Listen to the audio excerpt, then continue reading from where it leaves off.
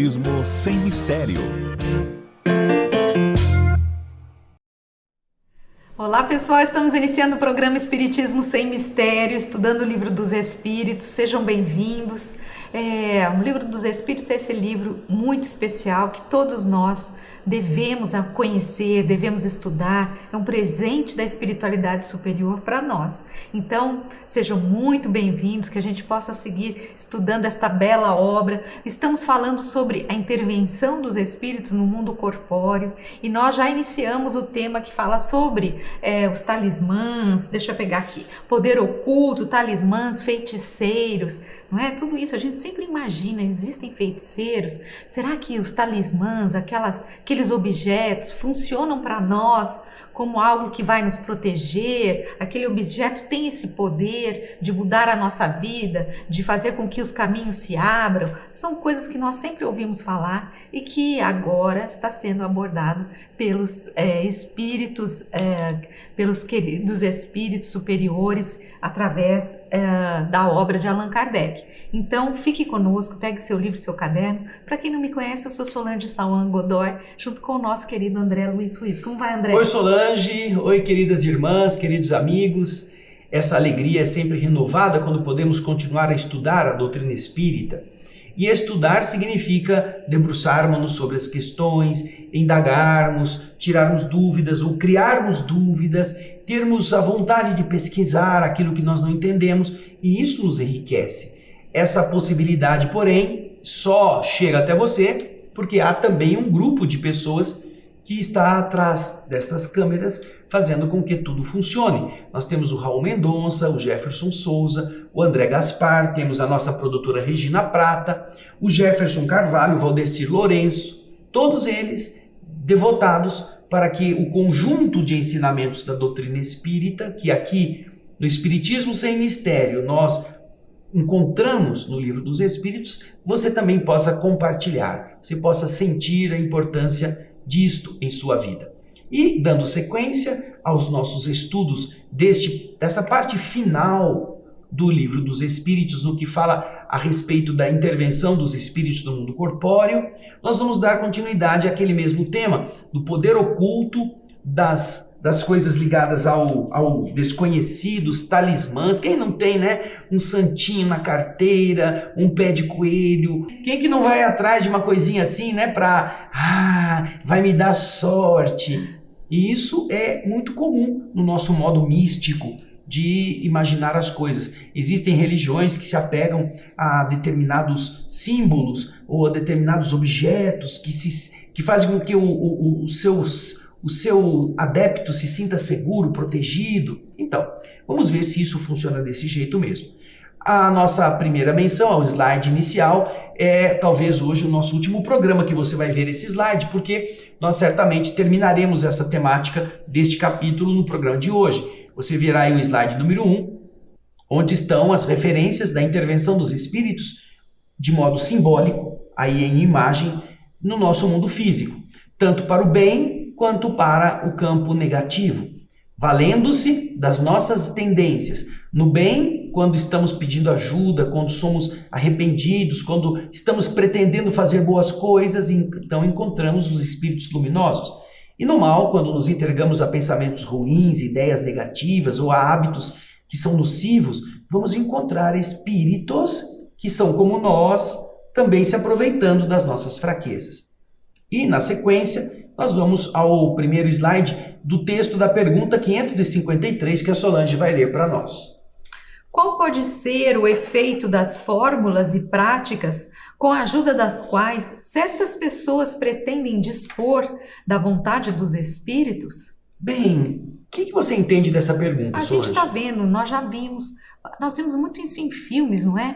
Práticas, fórmulas, pessoas, né, falando sobre determinadas fórmulas para que elas consigam fazer um feitiço e que elas obtenham um determinado efeito ou a ajuda dos espíritos para que algo seja realizado. Isso é muito, muito comum. Então, será que isso tem efeito? Kardec pergunta. Essas fórmulas que nós, bota lá no caldeirão, põe a asa do morcego, põe o olho o olho do sapo, põe o rabo do macaco e aí bota tudo borbulhando. Tô brincando, né, gente? Mas é mais ou menos isso para vocês entenderem que será que essas fórmulas, elas surtem algum efeito com relação à vontade, a atrair esses espíritos para que eles façam alguma coisa? Nós vamos encontrar, Solange, uma referência bastante interessante sobre isto nas práticas do exorcismo.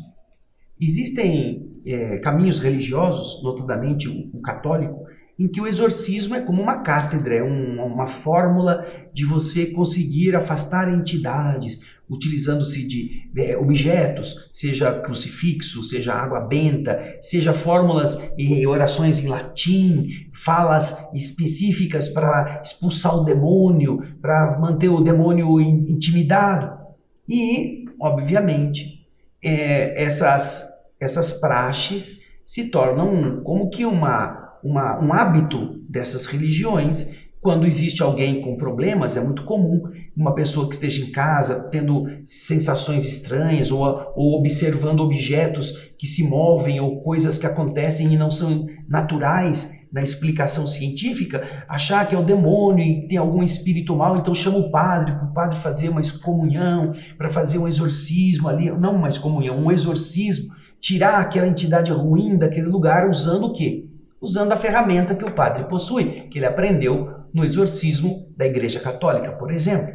Então Kardec está se referindo a esses hábitos, a essas falas, essas orações em latim, essas falas de trechos da Bíblia, ou mesmo usando a água ou vela benta que eles trazem.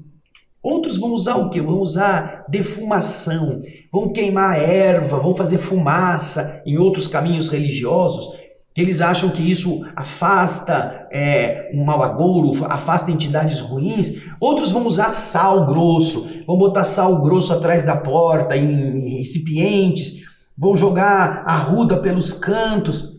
Então você vê que há uma série de condutas que não são apenas católicas, mas é que no catolicismo existe uma cátedra teológica, né? E que na prática muitas pessoas utilizam. E qual é o efeito? Qual é o efeito que isso tem sobre a vontade dos espíritos? A pessoa que detém este conhecimento, essas fórmulas e práticas, ela possui um poder superior aos espíritos? Qual pode ser o efeito disso neles? É a pergunta. Vamos então ao slide seguinte ver o que eles respondem. O efeito de torná-las ridículas se são de boa fé. Ou seja, se quem está fazendo isso acredita que realmente isso funciona, o efeito nos espíritos é que eles vão dar risada.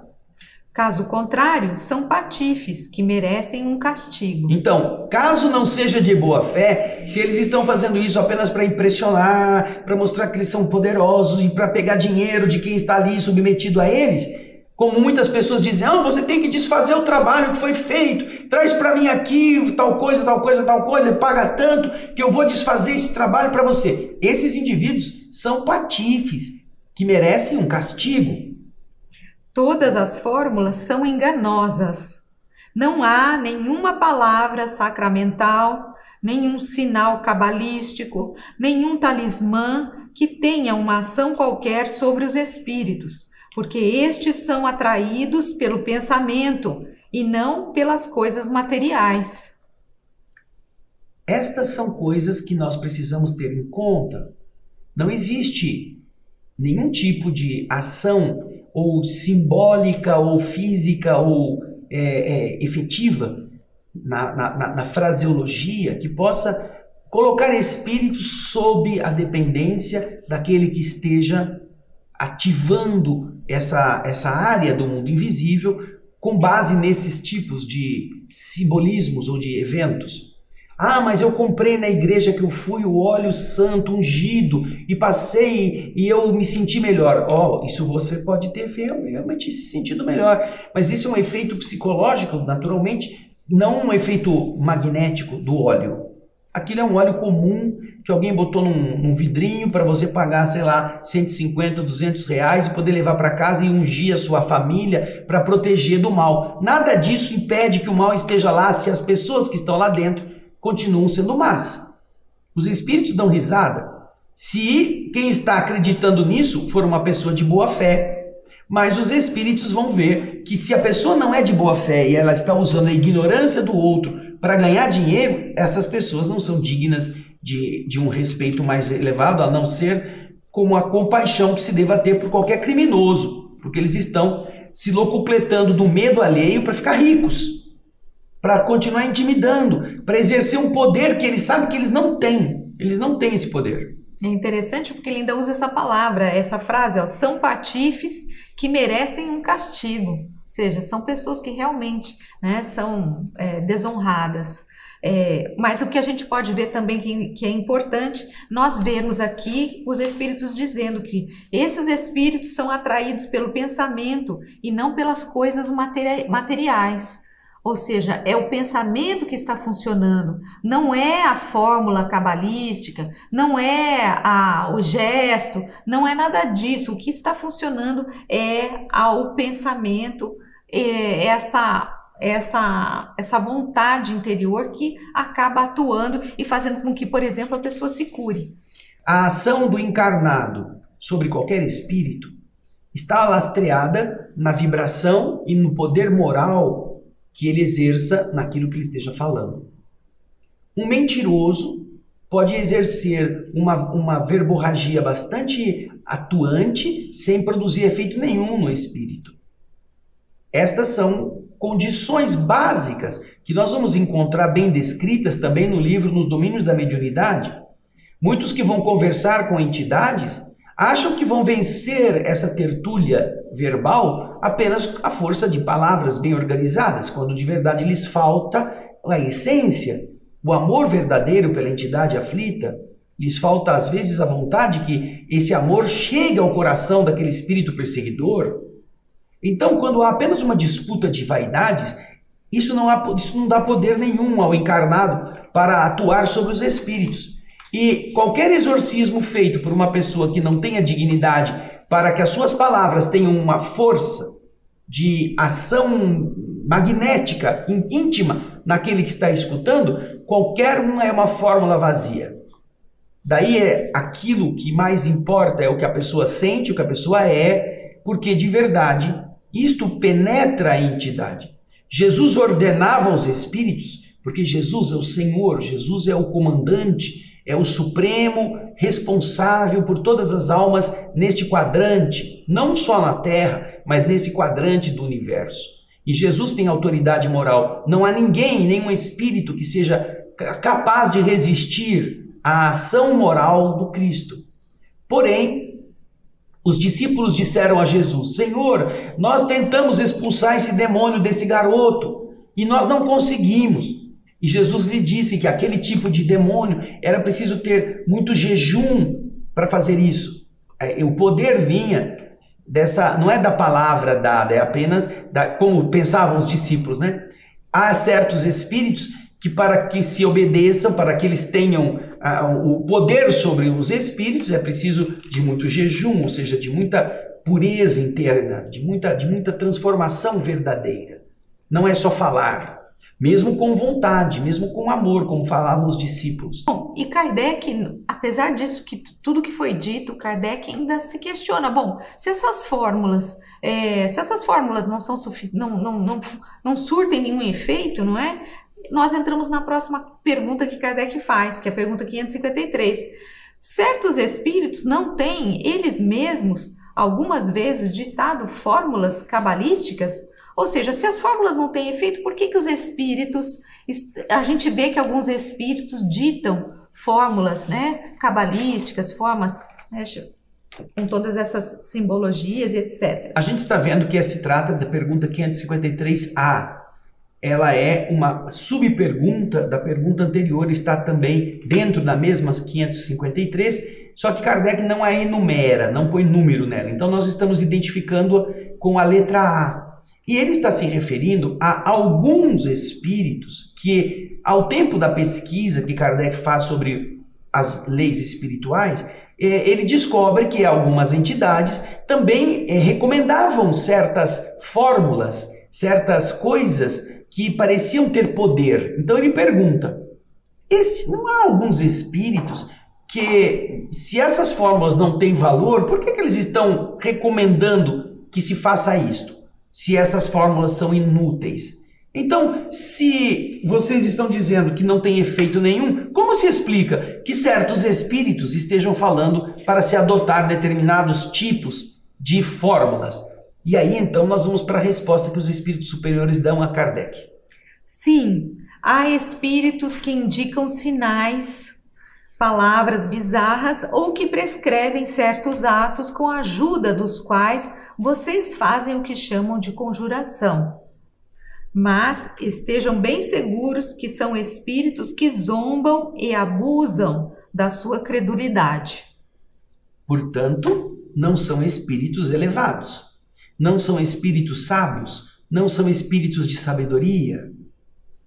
Eles são espíritos que estão levianamente brincando com você.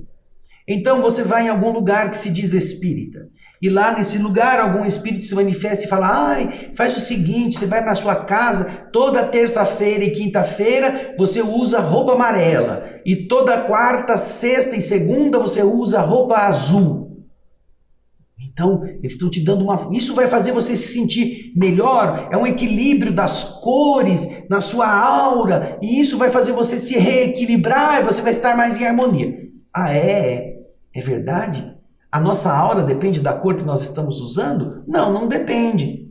Nossa aura é o resultado de nosso estado interior, de nossas emoções, de nossas vibrações mentais. O que tem a roupa a ver com isso? Mas a pessoa, Solange, ela é crédula, ela foi no centro espírita ou num lugar aí que diz que é espiritismo, e como o guia falou para ela, então vou fazer direitinho desse jeito. E ela fica se fantasiando aí de Pierrot Colombina, dependendo do dia da semana, só porque o espírito falou. Nós vamos encontrar isso, inclusive, na introdução do Evangelho.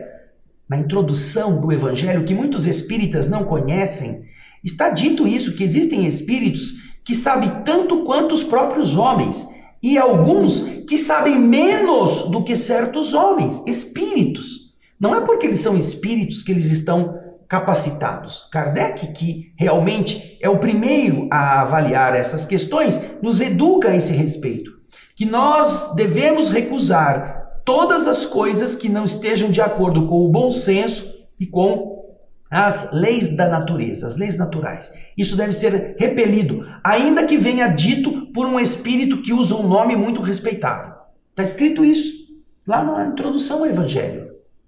Então você vai perceber que esses espíritos estão dando risada, porque são espíritos levianos, são espíritos pseudo-sábios, eles querem fazer o encarnado fazer as bobagens que eles mandam e o encarnado aceita.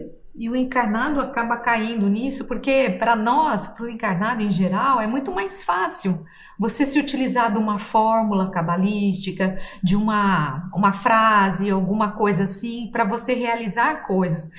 É algo que é externo, é só você fazer esse pronunciamento para que as coisas se modifiquem. E isso não traz nenhuma melhora interior, ou seja, você não precisa se modificar para que as coisas aconteçam, você simplesmente fala as palavras mágicas e as coisas vão acontecer. Não exige de nós nenhuma mudança. E é exatamente isso, por isso que isso as pessoas gostam tanto disso, né? Qual é o talismã, qual é a fórmula, o que eu preciso ter, o pé de coelho, a ferradura, porque isso vai me dar sorte, vai abrir o caminho para mim. Mas não é bem assim, nós vemos que tudo depende muito da nossa mudança interior. E isso não é novo, Solange, isso no Egito Antigo, quando o Egito está já na fase do declínio, você sabe que no Egito havia aquela maneira de cultuação ou de culto a muitos deuses. Era o politeísmo. Eles cultuavam vários deuses e todos estes deuses tinham sacerdotes que tinham templos. Eles tinham igrejas. Cada grupo de sacerdote tinha um grupo que construía um templo e mantinha esse templo. E as pessoas que viviam lá eram ignorantes, não tinham cultura, não tinham estudo, elas dependiam muito porque elas sabiam que esses sacerdotes, eles eram iniciados nos poderes esotéricos, no conhecimento que os próprios encarnados leigos não tinham. E só eles é que detinham este poder. Então o que havia no Egito era o seguinte, a crença de que quando você morre, você vai passar por um julgamento depois de você passar o rio. E lá no julgamento tem uma balança. Você vai colocar o seu coração de um lado e vai colocar a justiça do universo, vai pôr a pluma, a pena da verdade. Se o seu coração é mais pesado do que a pluma da verdade, ele joga o coração para o crocodilo, como se você tivesse amaldiçoado. Esse é o simbolismo. E aí o que acontecia? Muita gente que estava no Egito não queria passar por isso. Não queria ter o seu coração jogado para o crocodilo. Então, eles iam em alguns templos e os sacerdotes vendiam umas oraçõezinhas que eles escreviam, milagrosas, oração milagrosa. E o cara comprava um pedacinho de papiro e o sacerdote dizia, quando você morrer, esse papiro tem que ser colocado no meio da sua múmia, porque a hora que você chegar lá, em vez de você pôr o coração, você põe o papiro. O papiro com esse escrito é um escrito poderoso. E aí você não terá o seu coração sendo devorado pelo crocodilo. Você vai passar na balança. Veja só como eles faziam. E a pessoa muito crédula, por acreditar no sacerdote, muito mais do que na lógica da lei do universo, comprava, e isso entrava o dinheiro para o templo, entrava o dinheiro para o sacerdote. Eles iam ficando mais ricos e mais poderosos naquela atitude nociva de enganar, de ludibriar o pobre do ignorante com um pedacinho de papel que eles mesmos faziam como se tivesse um feitiço oculto, poderoso, que só um sacerdote do templo poderia colocar naquele pedacinho de papel.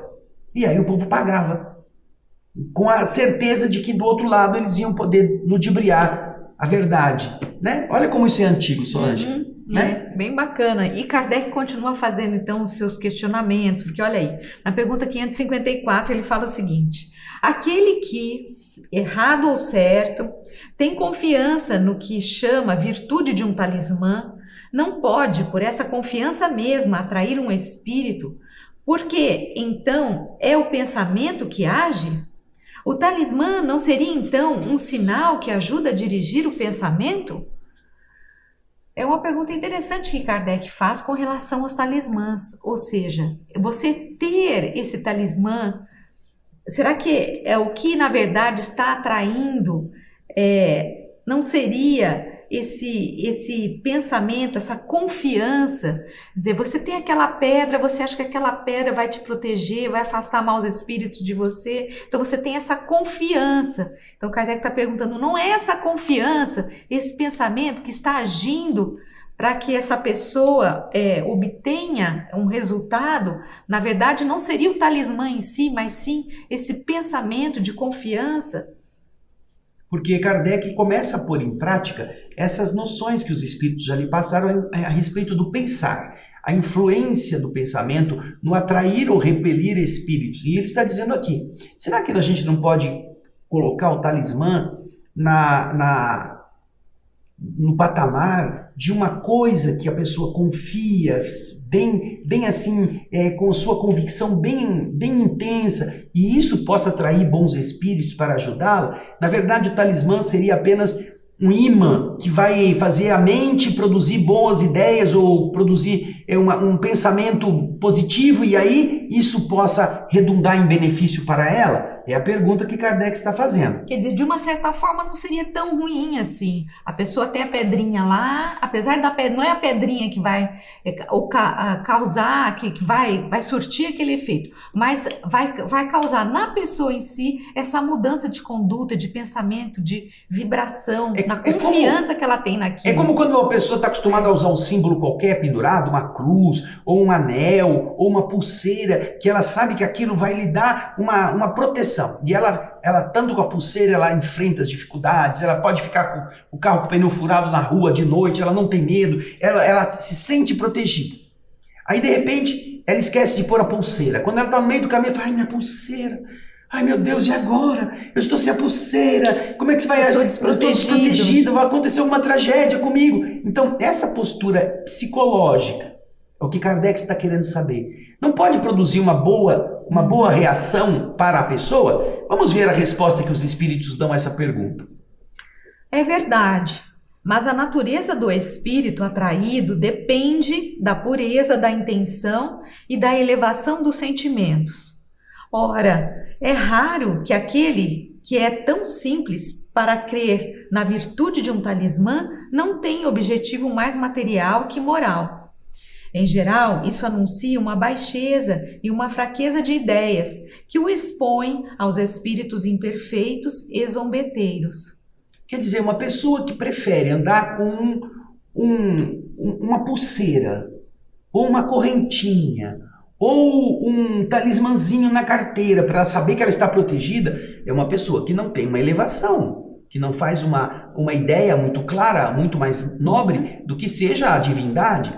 Então, percebe-se que se trata de uma mente ainda infantil e que poderá atrair, por causa disso, espíritos brincalhões, espíritos zombeteiros, espíritos que vão, não necessariamente que vão fazer-lhe o mal, mas vão ficar ali, né, brincando com as ingenuidades dessa criatura. Porque qualquer pessoa que confie mais num talismã do que na prece, do que na elevação mental, do que no sentimento nobre, está na faixa de vibração de espíritos que brincam com isso, chamados espíritos zombeteiros.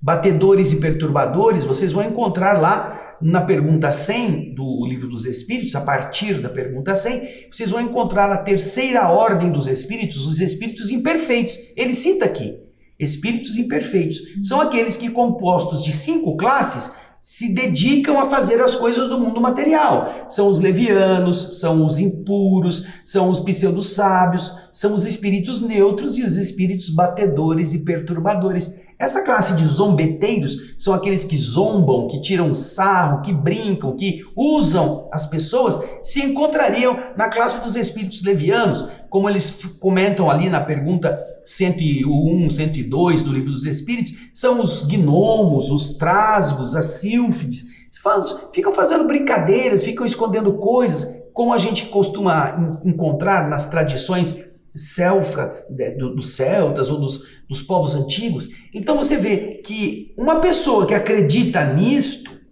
está muito mais submetida à influência de espíritos que são destes tipos do que espíritos elevados, espíritos mais enobrecidos, para os quais ele não emite nenhum sinal de confiança. Ele confia no talismã, na correntinha, no pedacinho de papel que está na carteira. Mas e em Deus ele confia? Ah, não sei, não estou vendo. Quer dizer, é a história, né? A fragilidade, dependendo do estado visível ou materializado daquilo que é objeto da sua confiança. Ele confia mais no objeto do que na própria fé, na crença.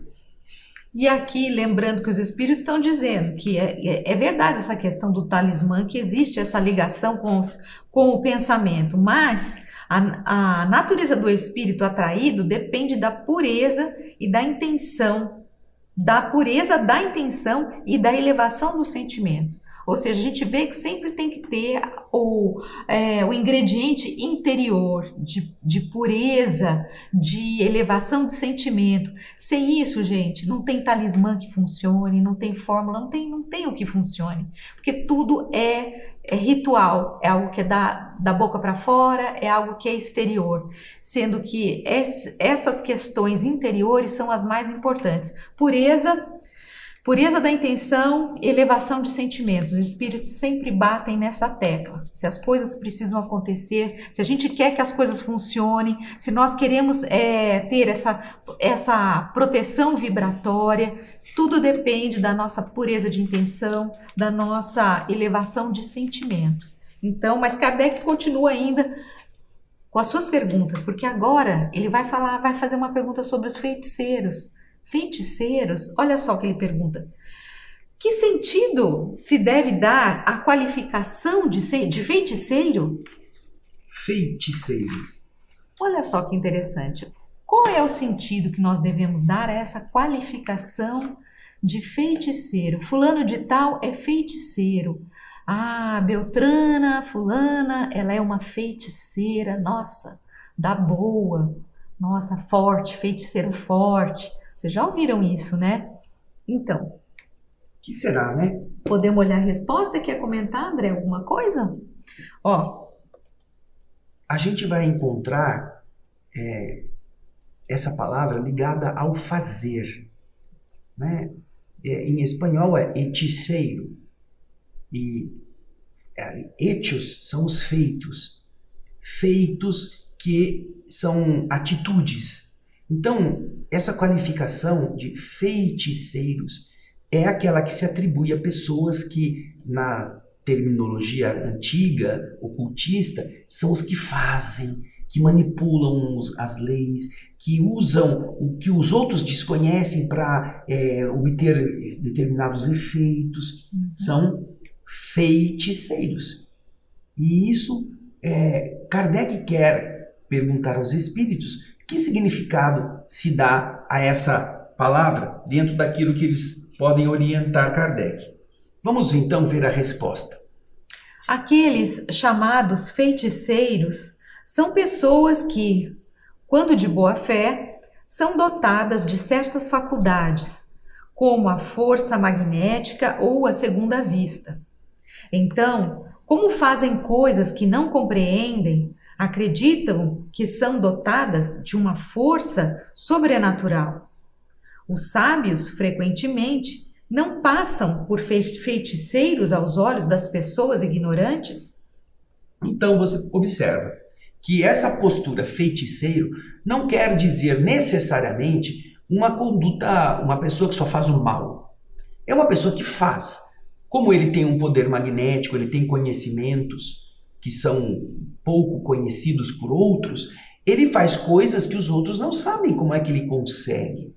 E é a comparação, por exemplo, que os espíritos fazem com os sábios, que muitas vezes conseguem realizar coisas que são próprias de pessoas que fazem milagres, milagreiros, são magos. Os magos que fazem magia, coisa que a pessoa não entende.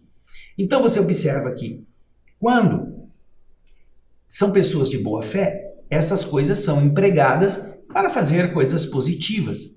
E isto é o quê? É uma ação que pode levar a pessoa a achar que ela é mais poderosa do que as outras. O processo mediúnico vem explicar bastante essa capacitação e que, diferente do que muitos pensam, não é exclusividade de apenas um indivíduo, não o qualifica para ser superior aos outros, não faz com que ele seja considerado melhor ou mais nobre, só porque tenha a capacidade de enxergar o que ele chama de segunda vista, ou de fazer curas, como a gente observa em alguns casos dos fenômenos mediúnicos em todas as religiões, não só na doutrina espírita.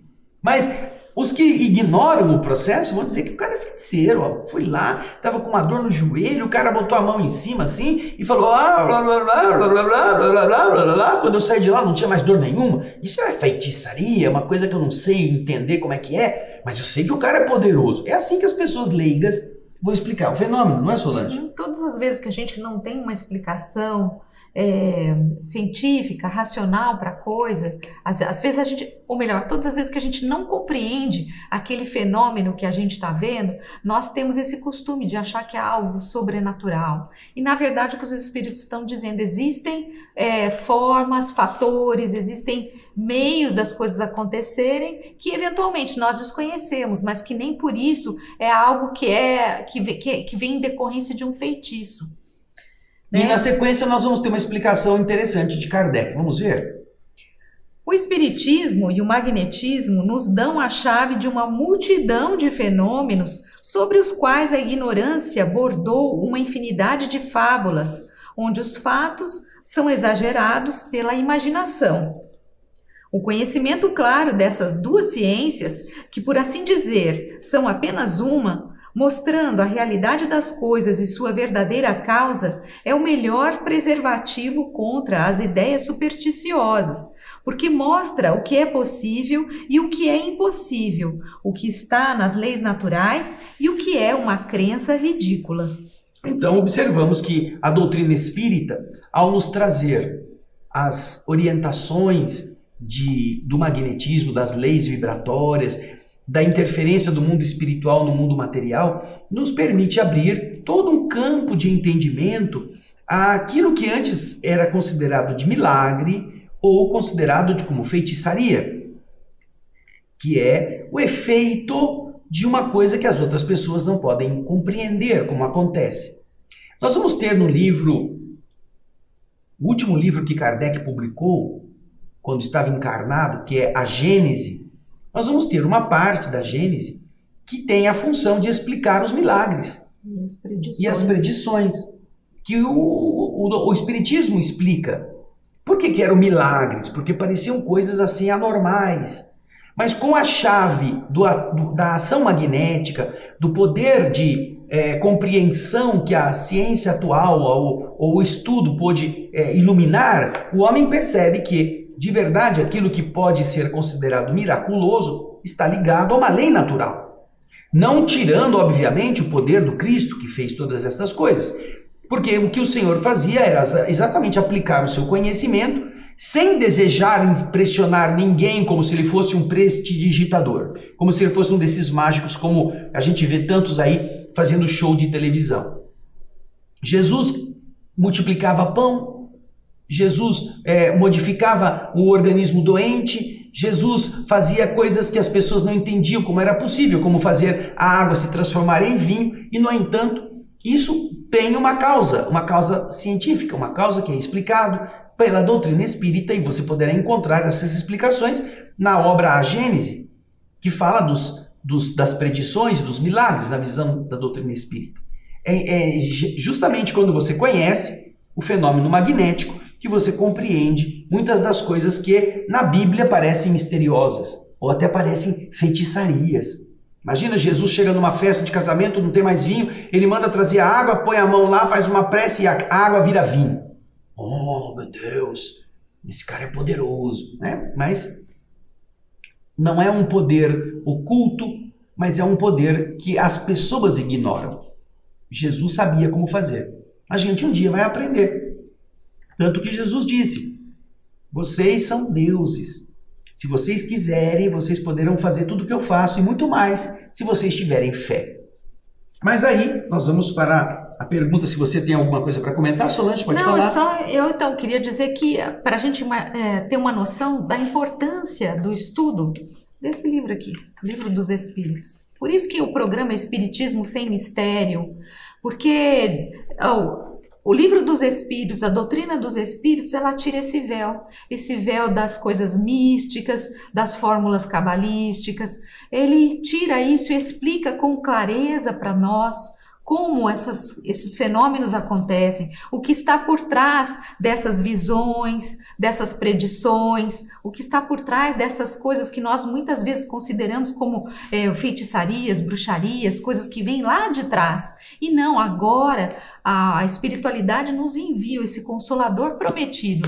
E é por isso que é tão importante a gente fazer esse estudo do Livro dos Espíritos, porque isso a gente acaba compreendendo tudo de uma forma muito mais simples, muito mais claras. Bem lembrado, Solange, o nosso programa se chama isso exatamente para que você não fique mais tendo medo de fantasma, tendo medo de notícias ruins, como se fossem maldições que vão cair sobre você. Não, aprenda. Quando você aprende, você se liberta. E agora nós vamos para uma pergunta importante. Certas pessoas verdadeiramente têm o dom de curar pelo simples toque? Vemos isso em Jesus, por exemplo, mas vemos isso em várias outras pessoas ao longo da história. Pessoas que tinham o poder de curar pelo simples toque. Colocar a mão e a pessoa que estava doente se ver livre da enfermidade, livre da dor. Então, Kardec quer que os espíritos confirmem. Certas pessoas verdadeiramente têm o dom de curar pelo simples toque? Vamos ver a resposta dos espíritos. A força magnética pode ir até aí, quando secundada pela pureza de sentimentos e um ardente desejo de fazer o bem, porque então os bons espíritos ajudam.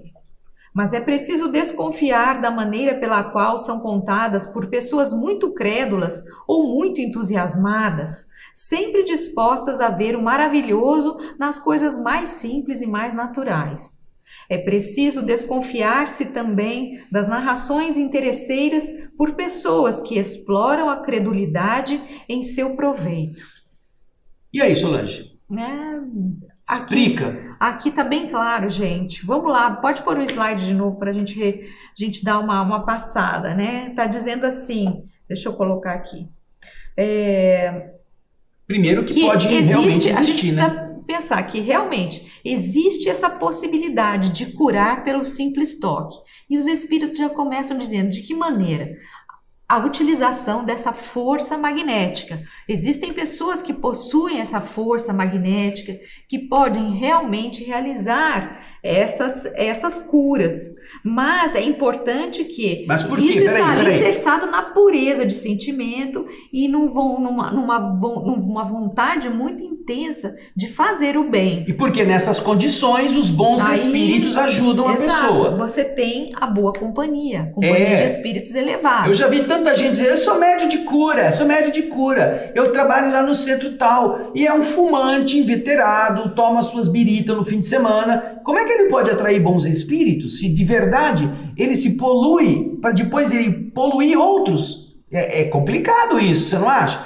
Um médico que vai operar dentro do centro cirúrgico de um hospital, que chega enlameado, acabou de sair do rally rola dele lá com o jipe, foi para o hospital operar sujo. Desse jeito, não dá certo, não é mesmo? Então, isso não atrai bons espíritos. Mas quando o indivíduo tem sinceridade, boa vontade, amor ao próximo, espíritos amigos podem multiplicar as forças e atuar junto daquele que está encarnado para que ele seja uma ferramenta que faça a cura chegar ao que está precisando.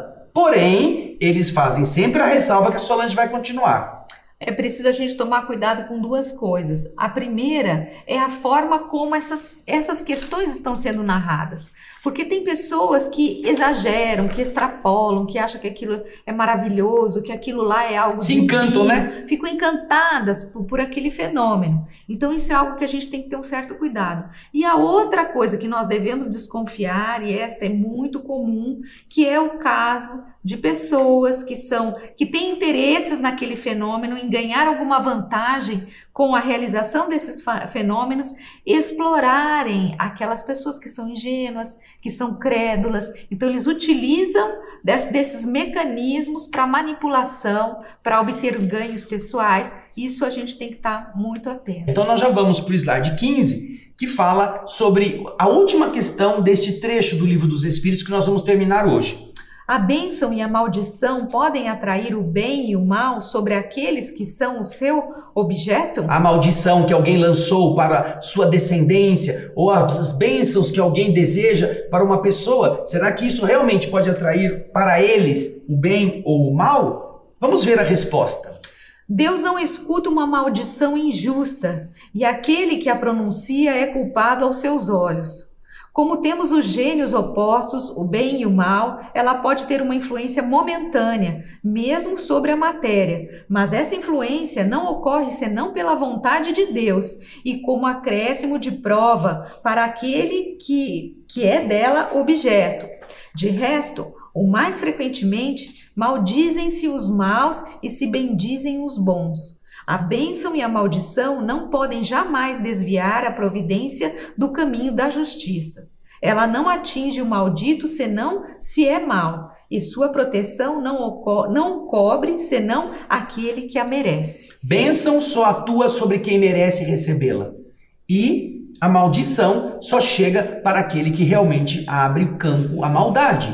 Portanto, não há maldição ou bênção que altere o caminho daqueles a quem ela se dirige. É importante que nós nos lembremos disso. Porém, é importante mais que a gente aprenda, mesmo que a gente seja muito atrasado, que a gente aprenda a usar a nossa palavra sempre para bendizer. Porque a maldição é uma expressão da maldade que ainda carregamos em nós mesmos. E isso não nos ajudará em nada. Só vai atrair entidades iguais. Não é mesmo? E a gente tem que lembrar que o nosso pensamento, ele é matéria. E quando você endereça uma maldição, algo ruim a uma pessoa, isso vai como uma pedrada numa vidraça. Você pode atingir essa pessoa. E é lógico que essa pessoa só não será atingida se ela tiver essa proteção pessoal, essa boa vibração.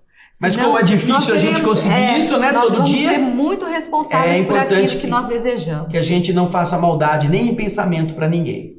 Ok? Gente, acabamos o nosso programa. Nós nos vemos no próximo Espiritismo Sem Mistério. E vamos lá, pega seu livro, novo tema, e vamos continuar estudando essa beleza. Isso aí, Grande gente. abraço. Tchau. Tchau, tchau.